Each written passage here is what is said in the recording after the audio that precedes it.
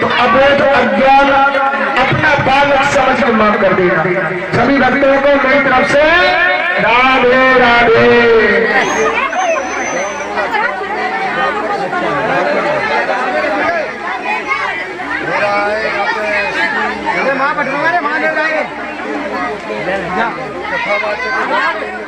शिक्षा प्राप्त करते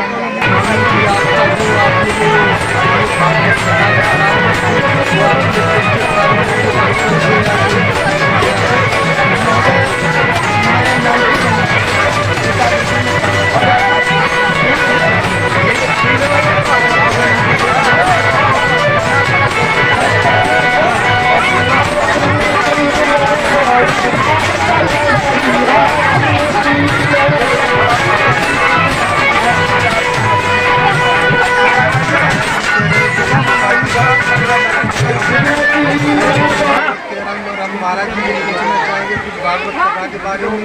महाराज जी जो भागवत का जो पहला श्लोक है वो आपको महाराज जी श्रीमद् भागवत ओम सच्चिदानंद रूपाय प्रथम श्लोक है और इसी श्लोक से भागवत का शुभारंभ होता है। और मैं तो यही कहना चाहूँगा कि भगवान की असीम कृपा से कुछ न करें भागवत में लिखा है तो इसी श्लोक का प्राप्त भागवत का सारा महाराज जी भागवत सप्ताह जो ज़्यादा दिन का भी हो सकता था, ऐसा क्या है? महाराज जी वैसे देखिए संतों का मत ये है कि 7 ही दिन है, 7 ही दिन में जीव रूपी परीक्षक पर धन इच्छित बराबर परीक्षक जीव रूपी परीक्षक पैदा होता है। 7 ही दिन में काल रूपी परीक्षक उस जीव रूपी परीक्षक को हम सही तुम सही संसार सही 7 ही दिन में हमें तुम्हें जाना है। 7 ही दिन में हमें तुम्हें या जो कुछ भी करना है क्योंकि सतचित आनंद परमानंद परमात्मा का सतत मनन चिंतन करते हैं हम 7 दिन और 7 दिन में ही कल्याण है। अगले दिन में महाराज जी ने बताया है कि जो मानव पुतला मिला है सभी जीवों को तो उसका जो भी जन्म होता है वो 7 दिन में डी एंड भी 7 दिन में जो सृष्टि की रचना करी वो 7 दिन में समाप्ति भी हो जाती है। और महाराज जी कह रहे हैं ये कथा यथा है, इसका कोई पार नहीं है, 7 दिन इसलिए लेते हैं। और महाराज जी से हम पूछना चाहेंगे हमारे चैनल के माध्यम से क्या संदेश देना चाहेंगे? तो मैं महोदय आपके चैनल से यही कहूँगा अपने समाज से जो मेरी उम्र के भैया हैं सबसे बड़े उनके माँ बाप तो उनके घर में बैठे कमाते। किसी ने कहा कि जीवन में खुशियाँ तमाम आएगी पर मेरे माँ की द्वारा काम आएगी।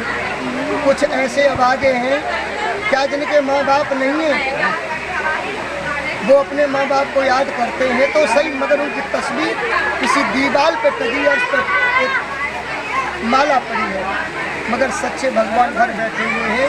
यदि माँ बाप घर के खुश हो जाएंगे तो मेरा कन्हैयार भूतनाथ भोले बाबा सारे देवता पर कृपा बरसाएंगे। घर के बैठेंगे तो इतना। तो महाराज जी ये कथा आप कह रहे हैं तो ये कथा किसी ट्रस्ट से है या कोई पर्सनल जो आदमी जो कोई भक्त करा रहे हैं या मतलब ये सोसाइटी कैसे क्या है मतलब मेरे को समझाइए। देखिए महाराज जी ये जो कथा हो रही है ये नगला काश में हमारी नाना है परम आदरी सम्मानित श्री कमलेश यादव जी और हमारे मामा जी बैठे हैं प्रवीण मामा जी हैं बगल में बैठे हैं। और बड़ा मुझे इसमें आज से 10 साल पहले मामा जी की गाँव नगला बंधुआ में कथा कही तो लोग बड़े प्रभावित हुए। और दूसरी बात मैं अपना परिचय दूँ तो मैं आर्ट्स गुरुकुल पेटा से मैंने गुरुकुल में पढ़ा।